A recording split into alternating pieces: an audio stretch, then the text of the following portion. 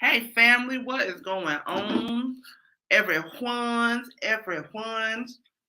Let me move all this stuff out the way, child. What I tell you? I'm so ratchet right now. Bitch, when I tell you, I'm sitting up here eating on some Sour Patch Kids right now. These shits are so good. I don't care what nobody say. Mizzle, I think these might have your Twizzlers beat just a little bit. Oh, I forgot my cross necklace. These might have your Twizzlers beat just a little bit. These Sour Patch Kids go hard in the paint. I'm telling you, I love the hell out these goddamn Sour Patch Kids, child. That's why I had to went on ahead and play the intro twice.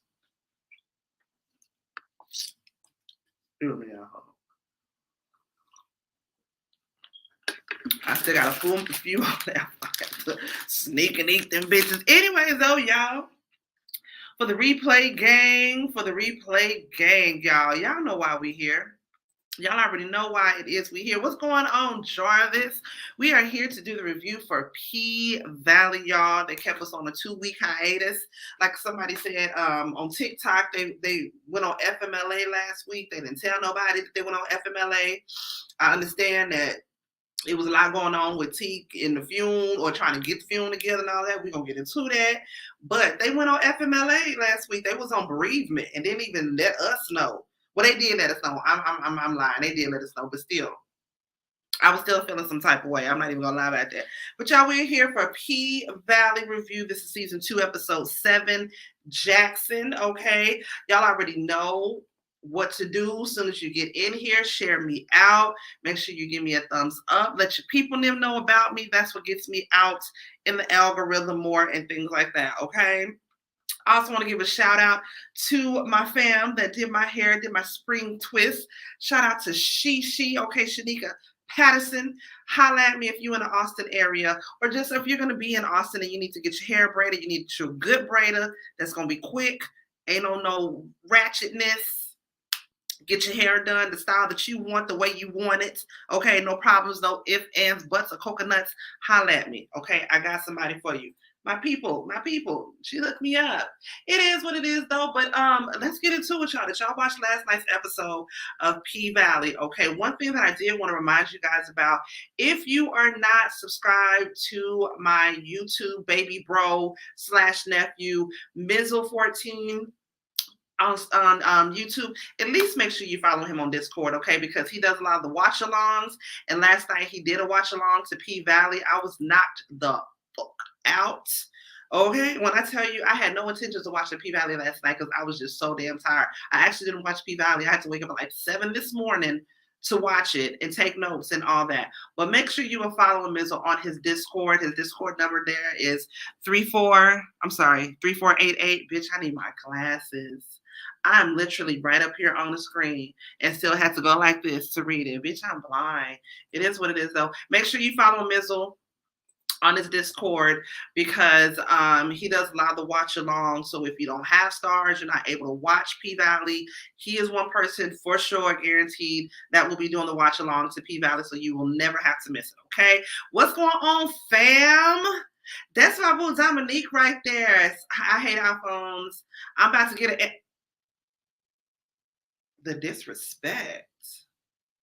Oh, she just disrespected your lineage, your ancestry. I'm sorry. I'm cover. These are sensitive ears. I have an iPhone. Don't be disrespectful like that, Dominique. She ain't talking about you, baby. She talking about your people now. Don't worry about it. Girl, what's wrong with your iPhone, girl? Don't say that. I like my iPhone. My iPhone does me very well. Very, very well. This episode had a lot more parts to unfold.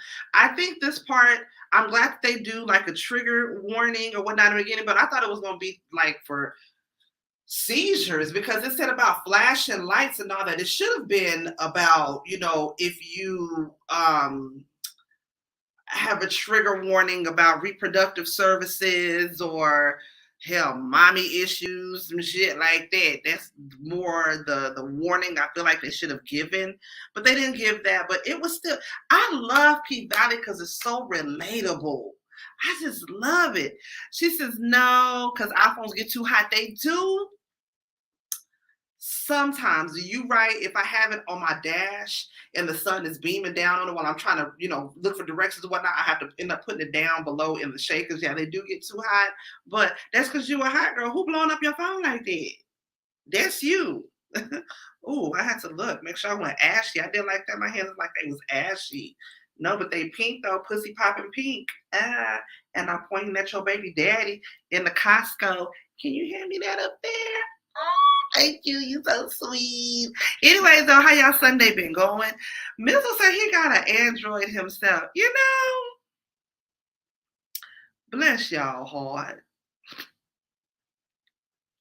That's what we say in the South when we ain't got nothing nice to say.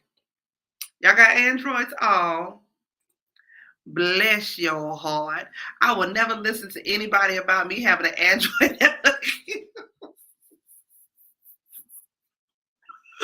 Well, you do you, but you don't talk about your cousin, okay? This your cousin over here. Leave it be. My Android, look at me blasphemous. My iPhone is my baby. I love my iPhone. Me and iPhone will never part. My kinana. I'm just saying. Like Jarvis said, this had a whole lot going on in this episode. It should have had a trigger warning, like I said, about reproductive services. If you got mommy issues, different shit like that is what they should have said. Jarvis, you too?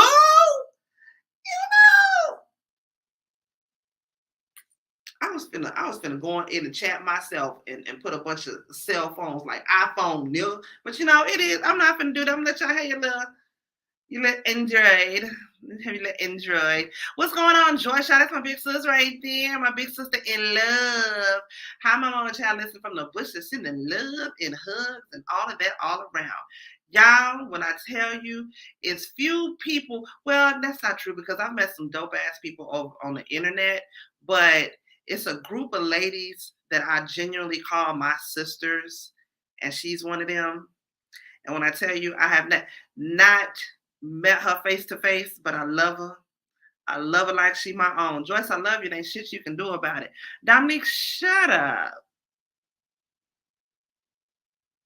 Dominique, shut up. You starting shit in here.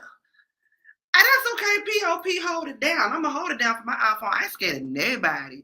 It is relatable and push the envelope for viewers to think about the things people push aside and don't talk about. Yes, Lord. Yes, Lord. You know when iPhones get your how your batteries goes down. Yes, I know they do. But that's all right though. If you wasn't a hot girl, you didn't have people blowing up your phone 24/7, then you didn't have to worry about that. If your shit wasn't popping like that, then you didn't have to worry about that. I'm just at an age where I just need to text, call, and watch YouTube. Listen, I need to be able to get directions. I need to be able to text because I really don't like talking on the phone. So I'd rather FaceTime or be able to text. And I need to be able to shop online. And I do need to be able to look at my TikTok because the TikTok got me, child. When I be bored and I just need to zone out, my TikTok got me. Okay, my TikTok and my iJiggers. That got me. That's all I need. I know you don't, Joyce. I love you, and ain't shit you can do about it. Ain't nobody calling me out to girl, then why your phone running hot like that? Anyways, y'all, let's get into this doggone P Valley. Again, it was a lot to unpack. I'm not gonna make this long because I'm gonna try to do the panel tonight. There wasn't a whole lot going on that I wanted to talk about, and plus, y'all, I am tired. Don't let this fineness fool you. I am tired. Okay, football season has started back up for my son. I'm taking online classes, work full time outside in the sun, 8 to 9 hours a day. I'm tired in a bitch. We in the middle of a heat wave. And my son, that nigga's a little social butterfly. He had a lot going on in the last few days. He had a party today. We went to a party this morning. And then he had a party yesterday. I had to get my hair done yesterday. Then he had a party on Friday. Then he had hell week all week, football practice. I'm sorry, y'all don't want to hear about my problems. Y'all are not here to hear about my problems. I'm so sorry. But since I got you, I got to get it off my chest to somebody. So you niggas is finna hear my problems for a minute. Thickums, all right. Thickums 40. I like that. I like that name. That's cute because I be on my social media accounts. Child, you like me. I be looking and lurking and lurking and looking at everything, and I love it. I love it. I love it. But don't be talking about iPhones though, because that's blasphemous. Anyways, though, y'all, we finna get into it. This is P Valley, y'all, season 2, episode 7, Jackson. Okay. Now let's get into it, y'all. This episode starts off, it takes us through the ages of the Pank. Okay. We have grandmother Ernestine. She's on stage and she's singing. Who sings that song and left my mind that quick? Till you come back to me. That's what I'm gonna do. That, whoever sings that song. I'm gonna knock on your door. That. She's singing that, and it's like it starts off, I want to say the 60s, and then it goes, and again, this whole time she's on stage and she's singing, and you see the time and the era progress from the 60s to the 70s to the 80s and to the 90s. And even then, back then, it was a whole lot of going on up in the Pank. From pimping and hoeing, you got the ladies of the night there either bringing the money to the gentleman or the gentleman sliding money in their garter. You see everybody on the dance floor starting off from, doing like how they used to dance in the 70s. And then you see how the dance, Aretha Franklin, thank you, boo. Thank you, boo. You see how the dance moves progress, how the clothes and everything just progresses over time as grandmother Ernestine is on stage singing, right? Now, as she's singing, you see a small Uncle Clifford come running up through the club. And as soon as I seen him, little bitty thing, I just knew it was him because he had a purse on him. First thing I noticed was a little boy with a purse on. I was like, that must be Uncle Clifford. And of course, he goes running into the arms of this woman, and it's his mother. And she's like, you see your grandmother up there, baby? Yeah, blah, blah, blah. And so they just sitting back and they looking and they're admiring her up on stage as she's singing. And then it progresses all the way up until today. It's empty in the club. This is during the day, and Grandmother Ernestine is on stage and she's singing. She's got a nightgown on, and looking all disheveled because y'all know she got the covitis. Why they killing her? Girl? Oh, no, no, no, no, no. I ain't ready for it. Lord, I ain't ready. Now, I don't know if this was a dream of Grandmother Ernestine. Let me say how Uncle grandmother Ernestine. I don't know if this was her dreaming of being on stage and throughout all the time her singing, or if she was actually there in the club at that time. I feel like maybe that was just her dreaming or whatnot. Anywho, like I said, it comes up to the present time, and she sees somebody off in the distance, and you see a woman dressed in all white. She's holding a drink, and she comes towards her beautiful chocolate sister. She looks at her, she said, come on, mama, it's time. And oh, y'all, when I tell y'all, it kind of,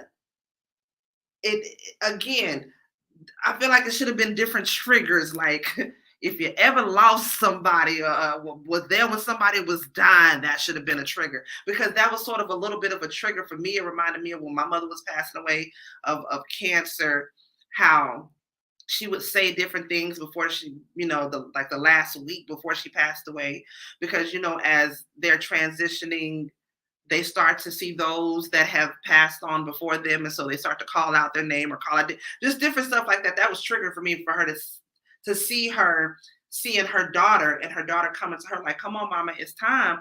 Come on, have a drink and come on and rest with me. And Grandmother Ernestine was like, no, I'm not ready. I'm not ready. Because she's not ready to go to the upper room. She's not ready to go to glory right now. And we're not ready for her to go to glory. Lord, we're not ready for Grandmother Ernestine to go to glory. We just not. We just not. So, like I said, the woman just sort of fades back when she says she's not ready. Okay, you're not ready. Okay, but she's there. And again, like I say, ooh, ooh, ooh, still trying to push that down. Still trying to push the butterflies and that lump down now, because that was a little bit triggering for me. Like I said, to see that for some reason that part did something to me. Jarvis. Thickum say my grandmother seen her sister before she left us. My mom, before she left, oh Lord. Okay, let's move on. So she kind of was, started to like fade back or whatnot because she wasn't ready. And like I said, that was that scene right there. So the next scene we have Uncle Clifford is on stage, and he's up there on the pole, and he's just reminiscing about the time that he grew, because he grew up in the Pink. That's his ancestry there. That started off as Grandmother Ernestine's juke joint. And I don't know if it was like her people named before her or whatnot, but that family is, that club is a part of his legacy. That's where he grew up at, right? And so he's meeting Haley there to discuss them selling the Pink or whatnot. And she said that Promised Land offered her $5 million. And when she said that, Cliff was like, bitch, what? And she said, I didn't take it. He's like, bitch, what? But then again, he's kind of glad, because she basically said that I only bought the club to basically prolong the inevitable. Promised Land is going to come. The referendum is going to go through. They're going to end up selling the Pink, and they're going to open up that casino. So I'm trying to get what I know that this club is worth, which is 10 million. Okay, which I get that or whatnot, but still, she says that the money that she used to buy that club was supposed to be money that was supposed to be for her and her daughter to go off and live a better life. So basically, I don't put my investment in this. I'm gonna need to give me something back on that. You know what I'm saying? But then Uncle Clifford tells her, like, that's good now, but at the end of the day, baby, that baby is gone. And that makes Haley stop and think for a minute. You know what I'm saying? Because again, I wish I'm ready to get to the backstory on Haley, because we still don't know all the fuck that went on with Haley. We just know that this bitch came after Hurricane Harvey, found a suitcase, just so happened to be a wallet in there with a chick on it, and ID Lakeisha Savage, and she tries to pull off as her. We know that her daughter died in a flood, and little bit that we know from the little bits and pieces we can put together, it was from her trying to get away. Okay, she was trying to get away from Montavious. What had happened though? Where was the baby? Like, it's still a whole lot with whole Lakeisha, Haley Autumn Night, Savage.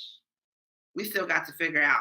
But anyways, though, y'all, we have Mercedes on the phone with Shell. She's basically like, basically asking if Terica can stay a few more days. And Shell is like, well, she already been there for 2 days. And Mercedes is telling her, like, no, it's been 3 days.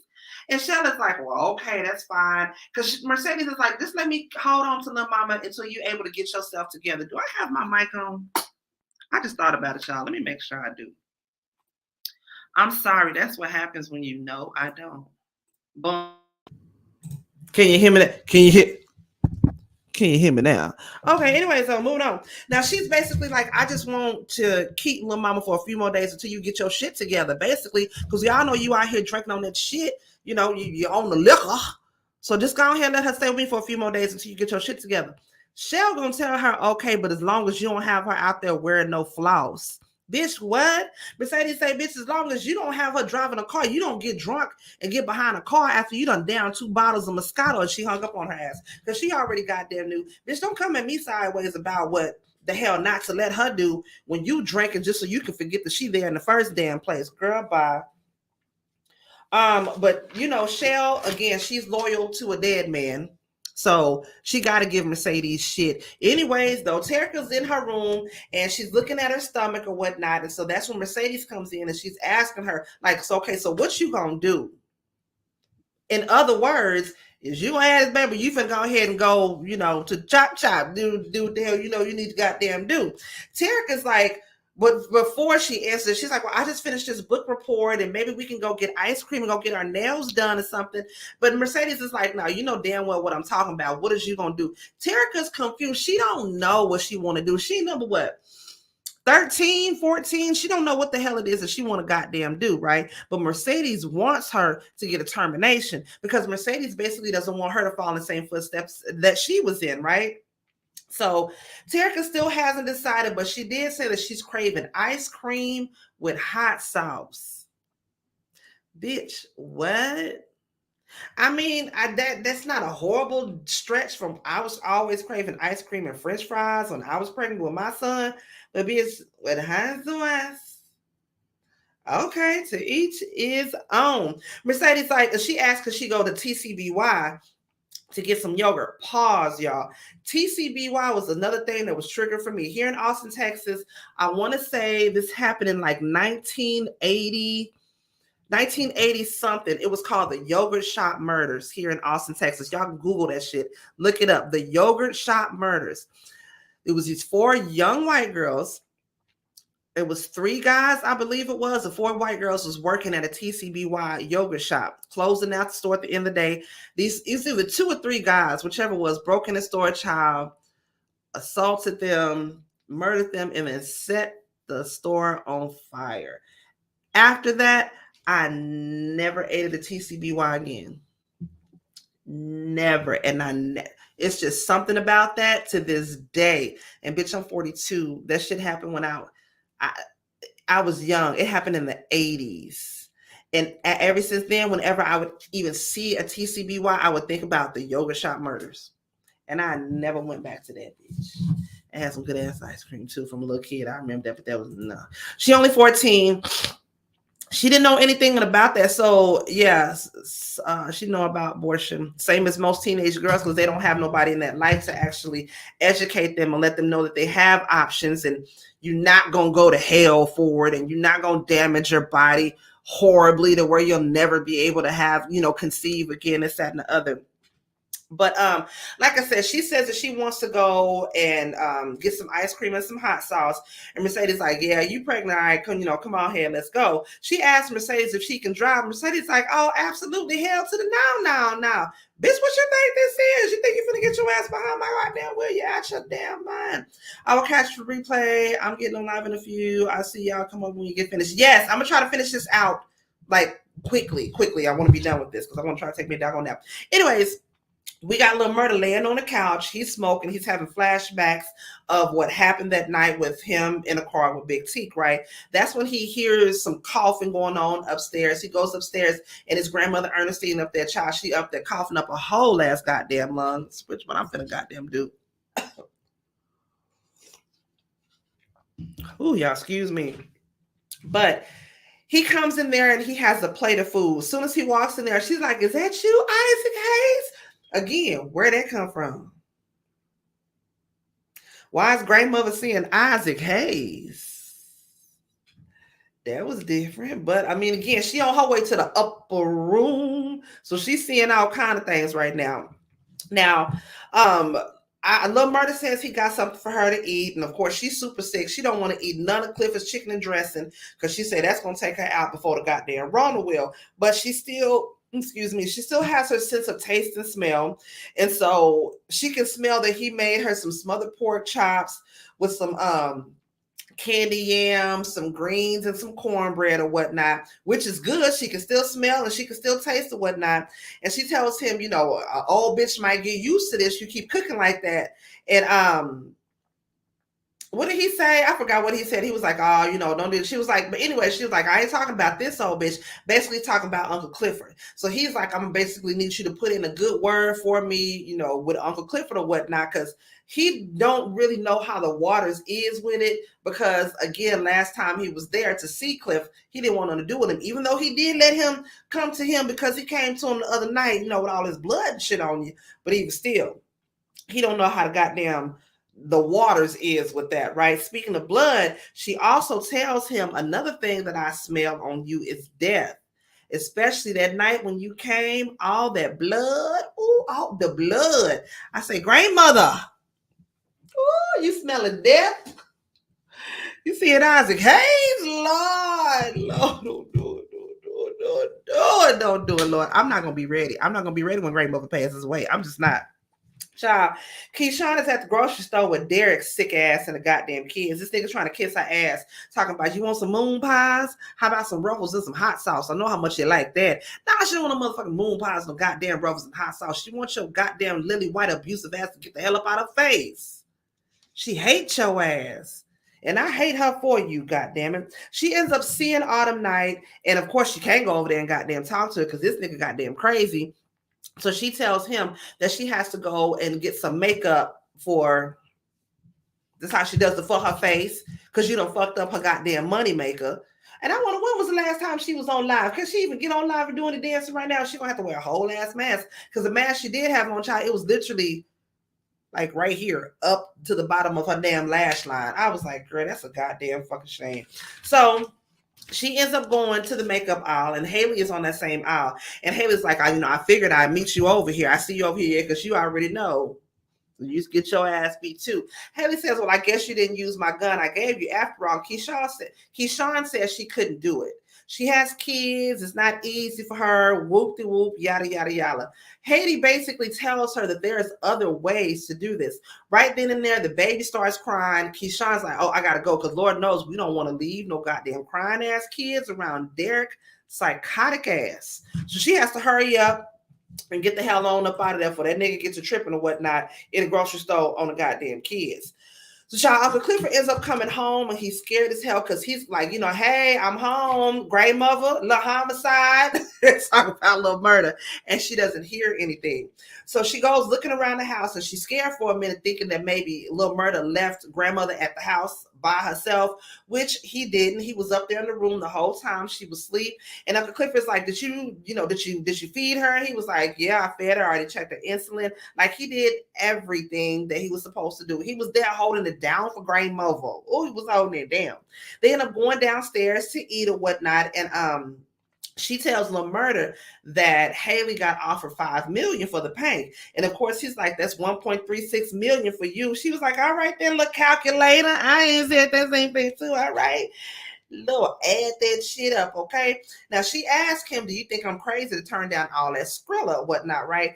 And he tells her basically like money comes and goes or whatnot. And she said, "Well, I thought you chose money over love." And he was like, "You know that was then. I think he realizes now, especially after Teak doing what he did the last time, that life is short and you got to get in where you fit in right goddamn now and catch up on them doggone blessings or whatnot." Now, Uncle Clifford tells Lil Murda that she heard him crying in his sleep last night. And of course, he doesn't really want to admit it. So he goes and tries to get up and walks away over to the sink and whatnot. He was like, "I don't know what you're talking about," and blah, blah, blah. She was like, "All right, yeah, whatever, nigga. I'm finna go ahead and find you some more clothes since you're finna be staying with us for a few more days," or what it seemed like, right? So, child, after that, we got Mercedes and Terica in the car. WAP is on the song. I said certified freak, 7 days a week. Wet ass pussy. Make that fly game weak. Terica singing the hell out that damn song. You fucking with some wet ass pussy. Mercedes had to turn it off. Was like, "I know the hell you ain't singing about no pull-out game given the predicament that you in right goddamn now. Why you even have that shit blasting up in the car like that? I don't know." Terica's like, "You should have had to talk with me before that." And she was like, "I did." And she was, no, Terica was like, "All you told me was don't open your legs to these thirsty ass niggas that only want one thing from you." And Mercedes was like, "Well, shit, at least it was a talk. That was good enough." Which, okay, I get it, but it is what it is. Now, as they're driving, Terica sees they done passed up the TCBY. And Terica's like,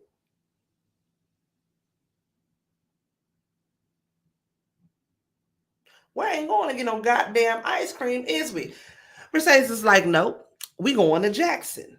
And she was like, "Well, the only reason why girls go to Jackson's is for smortions. What is we going up for smortions for? What the hell is we doing going up there, child?" So of course she says, like, pull over, pull over. She hurry up and she pulls over. Terica jumps out the car and she throws up because that the whole thought of it just kind of, I guess, I don't know if maybe just kind of came over her, made her sick. Her emotions made her sick. Basically, Mercedes was trying to ambush her to take her to get an abortion. She ain't ready for all that. She don't know what it is that she want to doggone do. So of course that scares Terica. So like I said, she gets out the car. She's throwing up because she don't know what the hell that it is want to do that she wants to do. And Mercedes is just forcing. Ooh, my bad, y'all. Mercedes is just forcing this on her without basically giving her any options on what to do. Basically, like letting her know, like, what you gonna do? Just forcing it on her. I couldn't imagine being that young, 14, having to make the decision whether or not you want to carry a pregnancy or not. Shout out to all the women out there that have gone through that, whether you chose to go left or right, whichever. Shout out to you. I love you, sis. I see you, sis. Back at the crib, Lil Murda finally turns his phone on and that bitch is blowing up left and right. Everybody's congratulating him about Tina Snow, about the new record, whoop-de-whoop, yada, yada, yada. Wody has been trying to call this nigga. He got 17 missed calls, text messages galore, trying to get in contact with this goddamn nigga. So finally, he calls him back. Wally like, "Where the fuck you been? These promoters have been trying to get us to book, since the whole Tina Snow album is out now. All these promoters that we had to cancel for, now we got to reschedule. They trying to get you on the books. They trying to get you on the docket. Nigga, what's good? Where the hell you been?" Of course, he's like, "Well, who's gonna do security for us? Like, you didn't even have to fire that nigga. That nigga fired himself," which, kind of, it made him feel sad. And Wody brought up the fact that nobody has came to claim Teek's body yet, which made me feel even more sad for him because that's exactly what the fuck Teek was talking about. He don't have nothing to live for because he don't have nobody. Oh, I see you at the crossroads. I see you at the crossroads. He said he had to. Wally said he had to put him in a pine box because who gonna pay for the funeral? And of course, Lil Murda tells Wally, don't worry about it. HVH gonna take care of that because you know that's family for us. So don't even worry about it, right? Just then he hears a whole lot of moving around upstairs, tells Wally he gotta call him back. He ends up going upstairs, and that's when he finally sees Clifford's room for the first time. Gets to see, okay, this one my nigga lay his head at, his whole domain and all that. And so he's going around, he's looking at different things. He sees that, you know, all the extravaganza that is Uncle Clifford, like the, you know, the clothes and the purses and the hats and that wig. He just sees all this. And so he's going around, he's picking up different stuff. And so he sees this old Gucci purse, which was the same purse that was on little Uncle Clifford as the show began. When it first started out, like I said, it was a little one running around. And he said that was his first pocketbook. Because he was like, what is this, Gucci BC or something like that? He said. Murda said, so you've always been like this? Like, what are you? Uncle Clifford say, I'm Uncle Clifford. Nigga, who are you? Checkmate. Basically, Murda says to him, I am what the world doesn't want me to be. You need to be you. Be who you are for your pride, god damn it. He also sees that Uncle Clifford had been collecting all the postcards that he had been sending to him. He's seen them all up on his, you know, mirror, whatnot. And he asked Clifford, which one was your favorite one? And of course, it was the one like, you look beautiful in red. That's what I thought was like super, super cute. Now, Murda says that the niggas he used to fuck with back in the day all looked like him so he could pass. Uncle Clifford tells him, like, ain't no passing with me. Nigga, I'm here, I'm queer, get used to it, motherfucker. Ain't no doggone passing with me. Just then you hear a loud ass noise and they're like, what the fuck is that? They go running through the house to see if grandmother Ernestine is okay. She's gone. They don't know where the hell she is. She done got up in that child. I don't know if she took off in a car or where the hell she went, but her ass was goddamn gone. And even I was like, was she blind? Did she take off in somebody's car? I didn't get that at all. They are so in love, and I love that love for them. I don't know if it's you know what it is. I love how Lil Murda loves Uncle Clifford. Unapologetically loves that nigga. And he can be him around him. And I love that for him. And it's just like I wish more people could be like that for themselves. You know, I'm here for it. But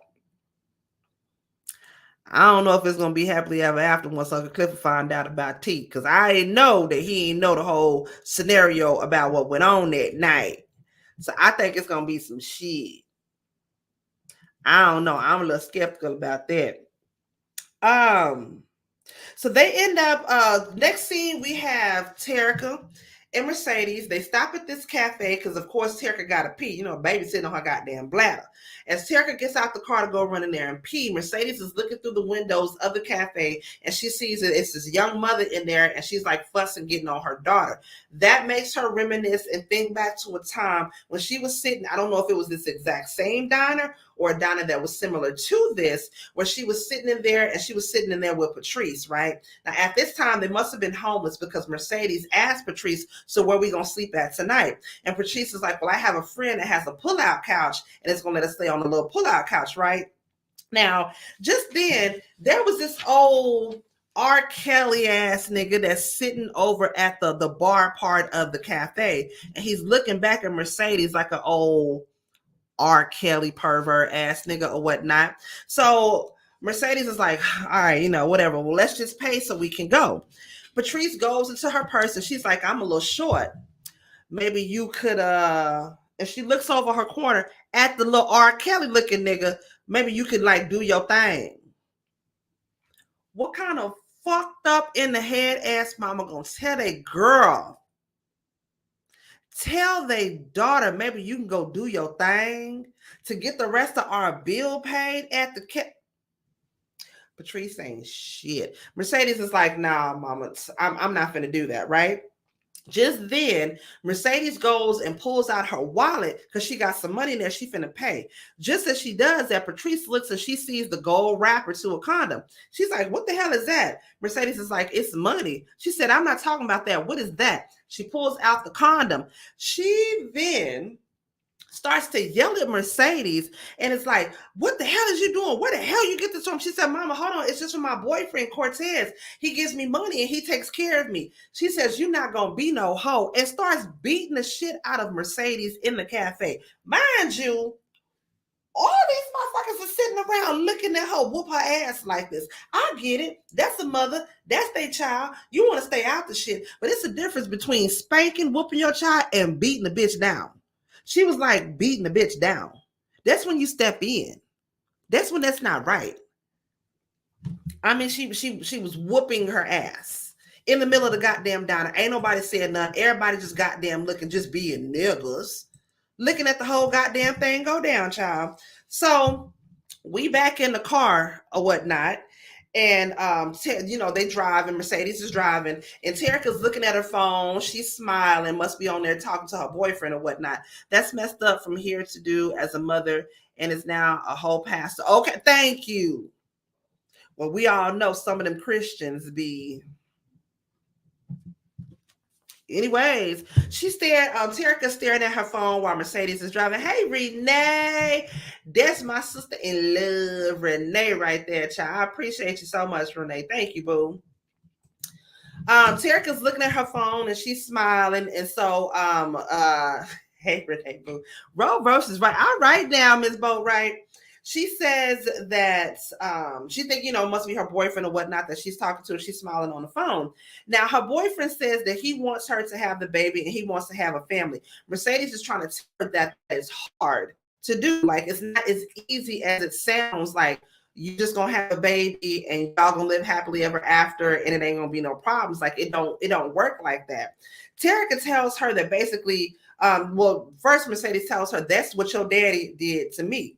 He had me thinking that he loved me, and as soon as I told him I was pregnant, he basically told me we didn't have nothing. We never was nothing. It never was nothing. Terica tells her that she's jealous that she don't have nobody to love her, and that her boyfriend loves her, and blah blah blah blah blah. And of course that pisses Mercedes off. Mercedes hauls back, and baby, when I tell you, backhands her ass right in the goddamn mouth, baby. And Terica's shocked like a motherfucker. She like, whoa. But that's she give talking shit. I'm just saying, she pops in the goddamn mouth. Terica is like, I know one thing. When I become a mama, I'm never going to hit my child. And Mercedes is like, well, shit, I said the exact same thing. And she ended up damn near knocking a snot out of her ass, child. So they end up getting to the Seamoss clinic, and as they get there, of course, there's protesters all out front. They've got all kind of signs talking about Black Lives Matters and all this other stuff. Of course, now these were some aggressive ass protesters. Now, I worked at Planned Parenthood for many years, and I've seen protesters, but none like them. I mean, them motherfuckers was aggressive, all up and down, up and through the walkway and all that. Now, of course, Terica is scared. She's got her head down. And as they're walking through the crowd, Mercedes tells Terica, these pro-lifers only care about the baby up until the baby is born. They don't care about him after that, which I've said the same thing. Anybody out here who's pro-life, please don't get mad at me. I don't mean that in the wrong way or nothing like that. But a lot of people who are pro-life, yes, they want you to have the baby. Then what happens after you have the baby? You gonna protest for rights for that?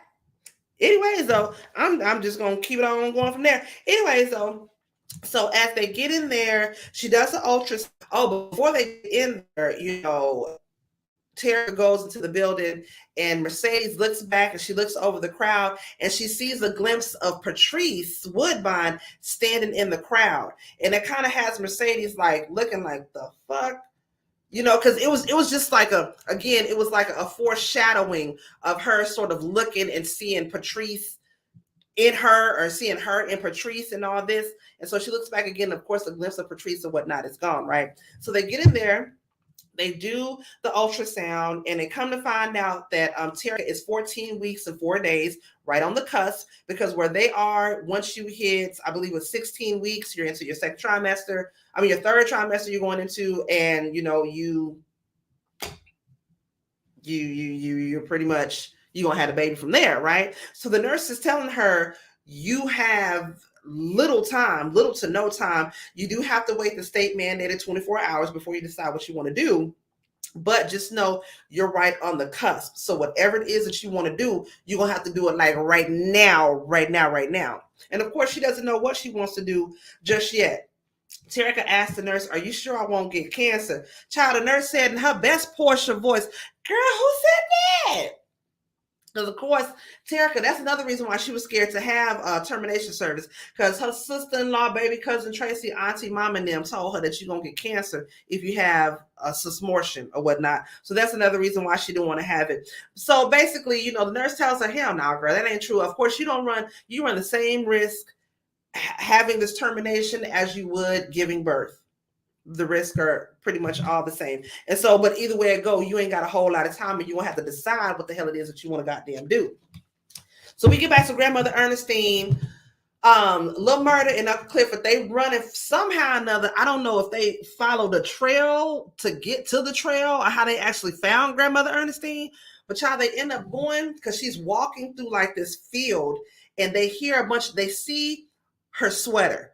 And then they walk some more and they see like her bonnet. And Clifford like, well, what the hell is it that she can do? And they hear the water running. Girl, Grandmother Ernestine, she trying to go home to glory, child. She trying to walk in the Mississippi River. And like, Grandmother, even I was like, Grandmother, what is you doing? She says she's ready. She starts to call out Beulah. Beulah is Uncle Clifford's mother's name. Uncle Clifford is now, she's starting to cry because she's knowing like this is the end. Because Grandmother is saying like, I'm ready. I'm ready. I'm ready to go. Like, if you can't take me to the water, can you please just bring the water to me? So Lil Murda goes and gets her hair bonnet and dips the bonnet in the water and like wrings the water out over Grandmother Ernestine because she just wanted a little bit of that Mississippi River over her. I was like, Lord, don't do it, Jesus. Don't do it. So just then, Grandmother ended up passing out and her fingers start to turn blue. That's when Lil Murda's like, come on, we got to hurry up. We got to get her, to the hospital. We got to call EMS post haste, goddammit. EMS ends up showing up, taking her to the hospital, getting ready to take her to the hospital. Grandmother Ernestine doesn't want to go because she doesn't want to die alone, because that was, again, at the beginning of COVID. Well, I wouldn't say right at the beginning, in the middle of COVID, when a lot of patients were dying in the hospitals by themselves because none of their other family members were allowed to come to the hospital. So Grandmother Ernestine is crying. She's like, I don't want to die alone. I don't want to die by myself. Please, I don't want to go. And Uncle Clifford is like telling her, like, don't worry, I promise you're going to be okay. You're going to come home. You're going to come home. That's when Lil Murda basically had to step in and was like, look here, Clifford, say goodbye. When he said that, once again, I got that little lump in my throat. What's going on, liver of life? Everybody is doing good. We appreciate you for coming on through. But child, when Lil Murda told him that, he was like, Clifford, tell him goodbye. Once again, that made that little lump that be right there in your throat. I could feel it coming. I could feel it's Lil Murda for me. I mean, goddamn. And they are what each other needs right now. Clifford needs Lil Murda and Lil Murda needs Clifford right now. And they both there for each other. And I love every doggone bit of it. So he reaches out to Grandmother as they're putting her in the back of the ambulance. He's like, bye. And it was just so sad the way he said that. And of course the ambulance, pulls off or whatnot with Grandmother Ernestine in the back. So child, we get back to the hotel. And we have Mercedes and Terica. They're sitting by the pool and they're just talking. And there's these badass kids that's around the pool splashing everybody. Of course, Mercedes is getting mad. She said, I wish somebody would tell these badass kids how to act around folks at a pool that don't want to get wet. Look, girl, I had to learn a long time ago. If you at the pool by some kids especially, bitch, you gonna get wet. So don't even get mad. Just get ready. Don't even get mad. Why Uncle Clifford didn't go to the hospital with Grandma? I think at that time was a time they wasn't allowing people to go to the hospital unless you were actually, in the hospital. Other than that, I don't think they was letting people in at that time, because that's when, she kept saying, I don't want to die by myself. Like they wouldn't even let her get in the ambulance with Grandmother Ernestine. So I'm just thinking it was around that time they weren't letting people at the hospital, which, it just hurts me so. So, child, it's these, like I said, these badass kids around the pool, and Mercedes is like, "See, you ready for this?" Because she sees this woman that's got these badass kids that she's trying to tame. So Mercedes looks at Terica. She's like, "See, you ready for all these badass goddamn kids running around here, little crumb snatchers, knocking shit over, eating everything up?" Terica says, "Well, I'll just have Granny watch them." And Mercedes is like, "What I tell you about calling Patrice Granny?" And Terica's like, "No, I'm talking about you." Mercedes is like, "I ain't ready for all of that," which I don't blame her. She was like, "Who wants to be a grandmother at 30?" And Terica tries to tell her, "Well, that's not bad." She was like, "When you get 30, then you tell me how that shit is." But as of right now, she ain't trying to be no goddamn grandmother or whatnot, right? So Terica basically, I don't know if she's trying to convince her or trying to convince herself or whatnot. Thank you, Renee Boo. She says basically you'll get to do everything with this child that you missed doing with me. But Mercedes is like, "Well, don't you want to go to prom? Don't you want to see the world?" And Terica's like, "Well, where am I going to go? What am I going to do or whatnot?" And so she tells to her, no, Terica says to Mercedes, like, "Hasn't anybody ever wanted to take you to China or this, that, and the other?" Because she tells her you could go to London, you could go to Dubai, you could go to China. And she's like, "China, how come you never gone to China? Nobody's ever offered to take you there." And she tells her, "No, it would be too far away from you." Little smart ass. She already telling her she finna babysit. Right, like, bruh, calm the fuck down. Putting your goddamn crumb snatcher off on me or whatnot.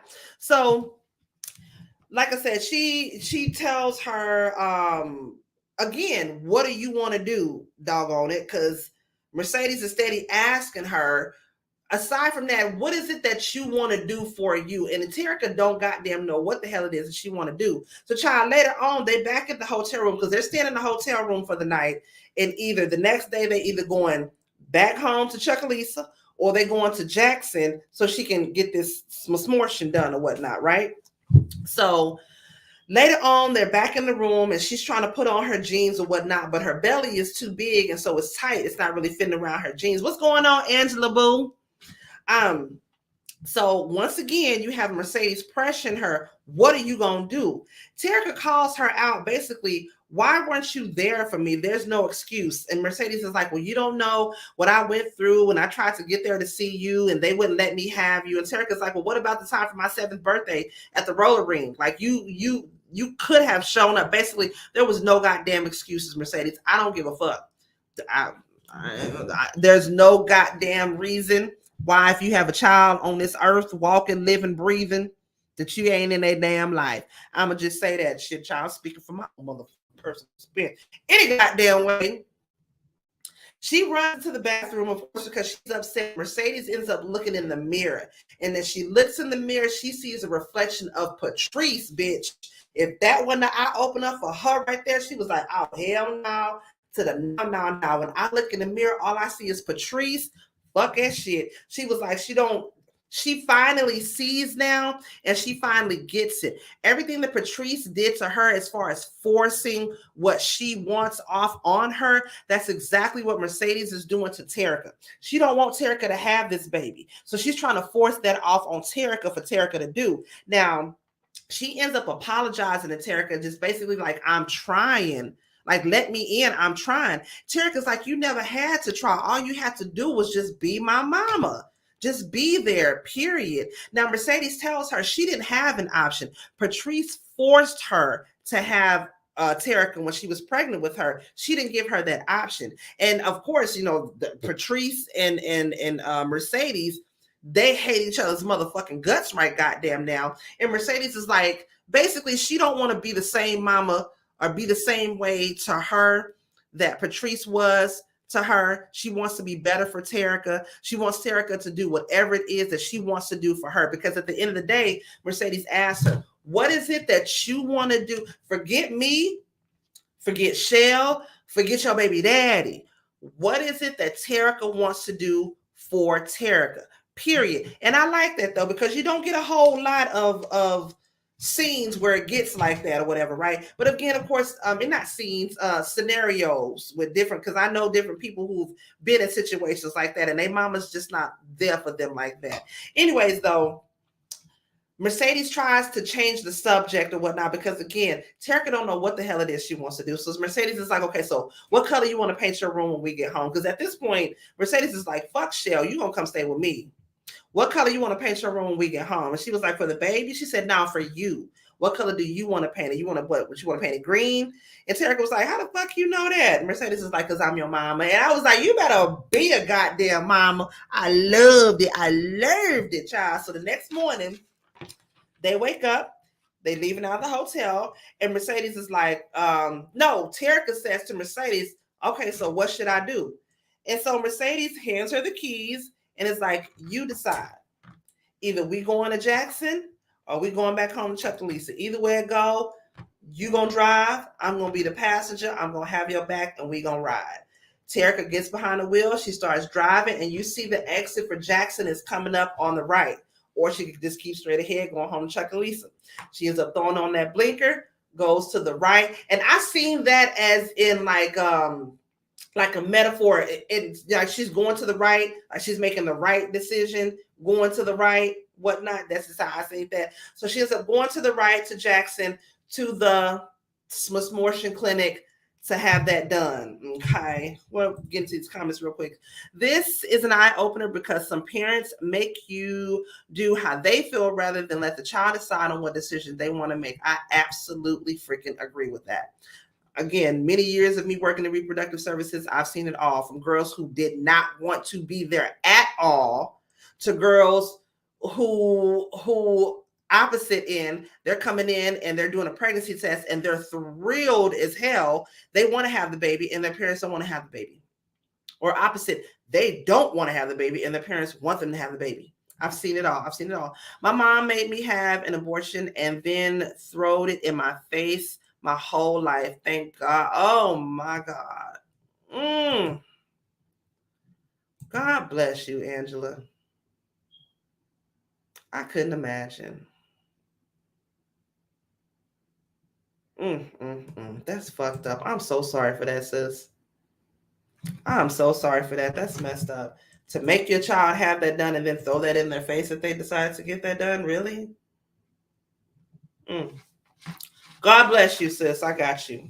So we got Uncle Clifford in the shower. You know, he's crying because, you know, he's feeling the inevitable. Grandmother ain't coming back, baby. Grandmother is on her way to the upper room. When the doctor wouldn't do it in my hometown, so they took me to Austin. Wow. God bless you, sis. I got you, girl. I got you. That's fucked up. Uncle Clifford is in the shower. He's crying because he's thinking about grandmother. He ain't gonna never see her no more. That's what he thinking, child. As he turns the water off, he hears the thong song playing, child. As soon as I heard the thong song, I was like, oh, Lil Murda, please have on a thong, nigga. Please, for me. Please have thong on. No, he didn't have no goddamn thong on. Rather, he had on these shiny ass pants with like with the furry boa on and like these gloves on, and he was playing Cisco the thong song because early in the episode, Uncle Clifford called Lil Murda Cisco. And so at first he tried to act like he didn't know who Cisco was, but he wanted to show him that he actually did know who Cisco was. And it was just cute between the two of them because it was a moment for Uncle Clifford to laugh and to sort of not think about the whole situation where grandmother Ernestine, what the hell was going on. I keep reminding my daughter that she has a voice and that I always listen to her regardless. Absolutely. That's how I am with my 10-year-old son. You are seen, you are heard, you have a voice, you have an opinion, and goddamn it, what is it? Because I got your back all day. Don't nobody got your back like I got your goddamn back, baby. Yes, it was cute. Working Love Homicide was working that thong, thong, thong, thong, la la la la la la la la la. So it was cute for a minute. You know, they Uncle Clifford got to laugh and got to forget about grandmother Ernestine, but of course it was short lived because afterwards, they fall onto the bed laughing, and Uncle Clifford starts crying again, and then of course Lil Murda grabs his face and he gives him a passionate kiss. And it's like, ooh, and I already knew it was gonna come down, baby. As soon as I heard that beat, Just love me. Love me. I was like, oh, Kendrick, baby. So they got to kissing and all of that. And then Uncle Clifford reached over to get that condom. And Lil Murda was like, nah, I'm good. And Uncle Clifford was talking about, no, nigga, fuck you being good. Is you negative? Do you have the HIV? Do you have the HIV? Like, what's going on with that? He was like, I'm good. But even still, y'all put that on a post-it note. Keep that in your wallet in the back somewhere that he said that he good and all that. Like, I'm just saying, Lil Murda, Lil Homicide, when you going and getting tested? How often is you getting tested? Because again, you remember he said earlier in the episode, niggas he fuck with look like him so he could pass. So when is you going and getting these? I'm just saying, bitch, when I tell you. But anyways, though, child, he got that condom and he told him, I'm good, don't worry about it. He said, besides, I want to feel you inside me tonight. Woo! Baby! Lil Murda got to laying back, baby. That nigga hiked them legs up. The way he hiked them legs up, Uncle Clifford pulled out that lubrication, baby. And when I tell you, he got the digging in that nigga guts. I was like, whoa. They was doing it. Yes, he did. Lil Murda bottomed that thing. Okay. When I tell you Lil Murda say, I want to feel you inside me. Hold on, liver. I mean, not liver. That's Jarvis. Jarvis, hold on. That ain't even the cold part, nigga. The cold part is as they getting into it. Uncle Clifford down there breaking that nigga back. He getting ready to come to his climax. Nigga, that nigga Lil Murda pulled him in close, said, fill me up, nigga.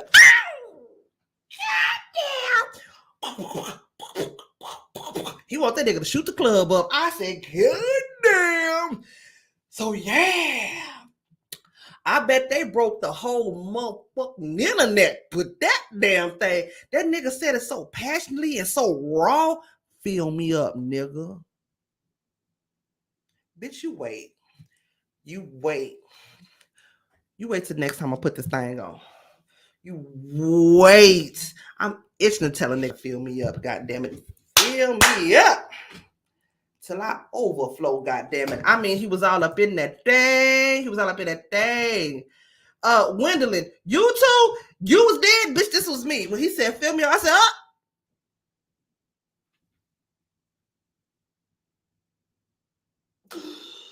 bitch, I had to catch my breath, okay? It went out. The homicide, okay? Philip on pump 69, bitch.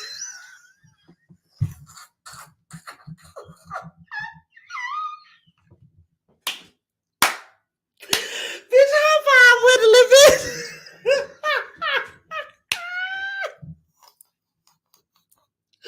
That bitch say, Philip.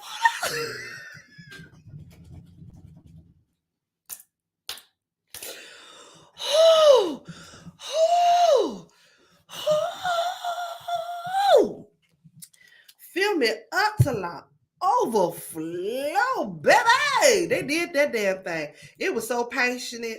I mean, it was, as females, we could ride a nigga and flip to me, baby. I mean, he did that. But this bitch say, fill up on pump 69, please. Take my credit card, please. Charge it. Thank you. Oh, that was too good.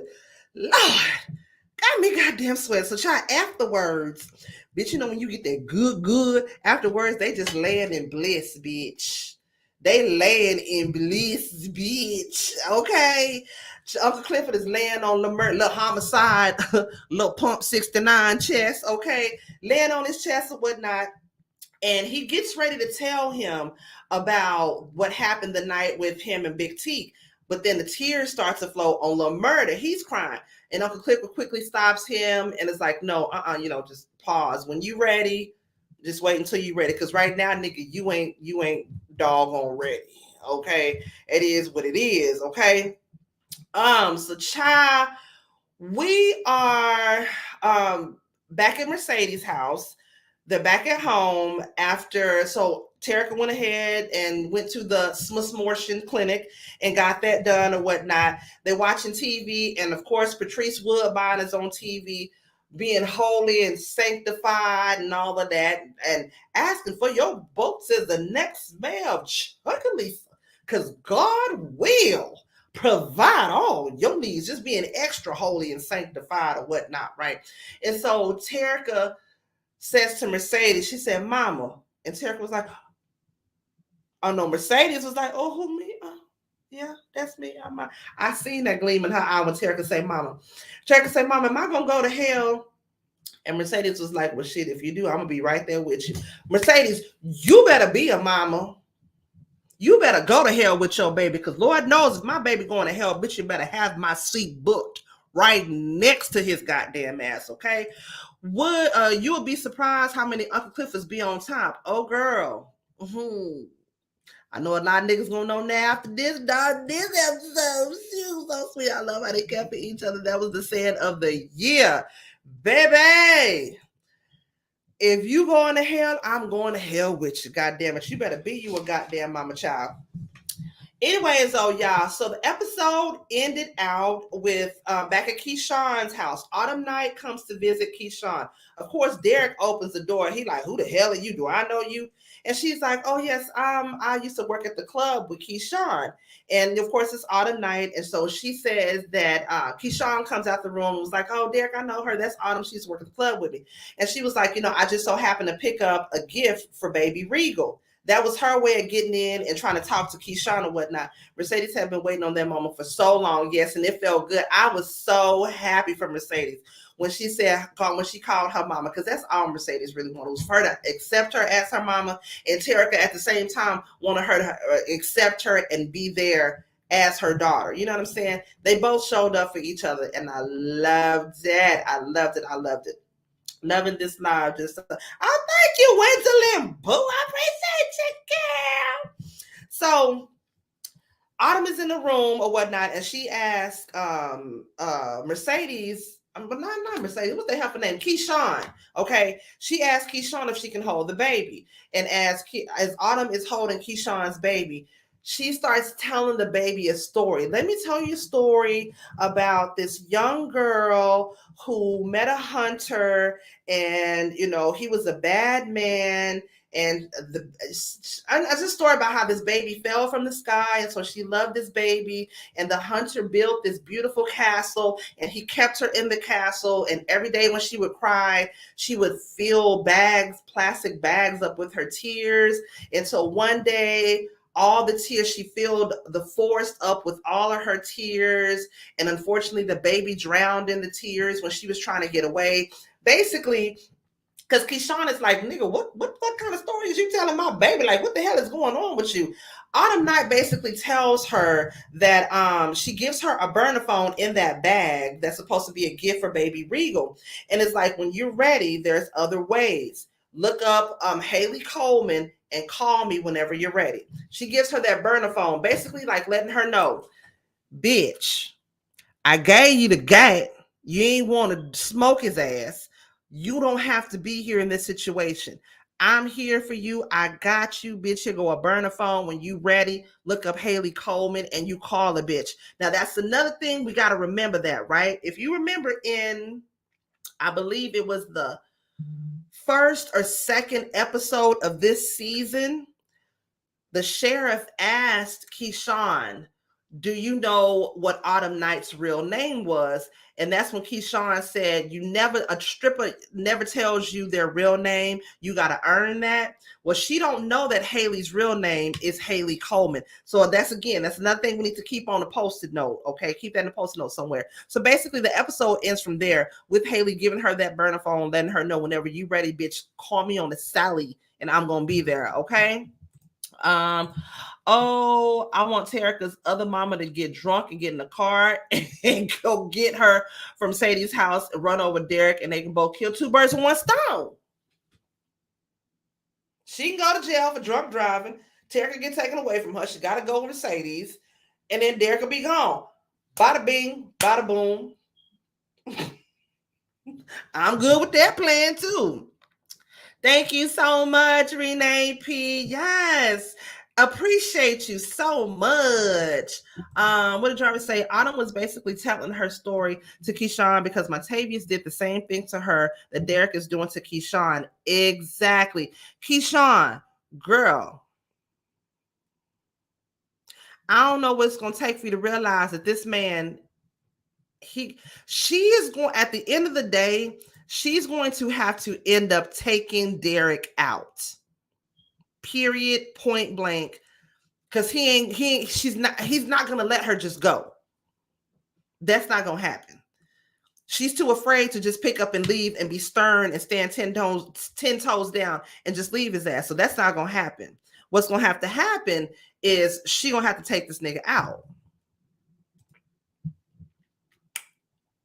Point blank, period. That's all I'm saying.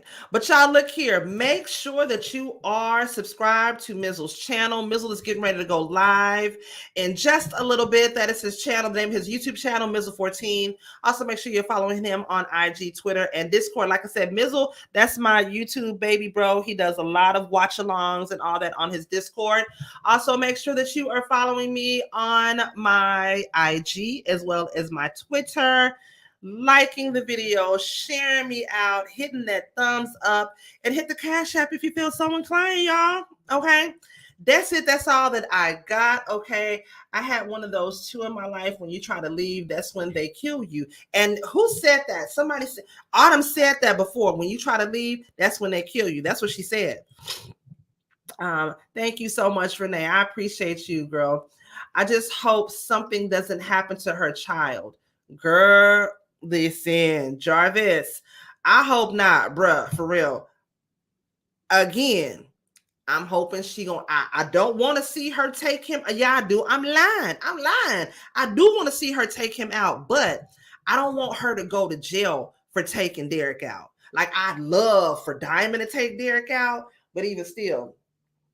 Now, y'all know next week is supposed to be the grand reopening of the Pank. Okay, again, we got to keep on the post-it notes about Big Bone. We'll see her this episode. I still don't trust that hoe, so we're gonna have to keep her ass. Keep your third eye on that bitch, because I don't trust her. Okay, but y'all, we finna get on up out of here. Again, that is Mizzle's. Thank you, Renee. Renee be holding it down. POP, hold it down. That's where you can go and you can make sure you subscribe to Mizzle's channel. Keyshawn needs to do a burning bed. Child, put that good on him, knock his ass out with something good, and then set the motherfucking house on fire. Okay, that's all I'm saying. The baby might kill him if the gun is still on the pillow. I didn't think about that. Wouldn't that be good? Oh, that would be so good. Will the panel be on tonight? Yes, there's not a whole lot of topics we can get into. What time is it? Because I still have oh my God, it's already almost 4:00.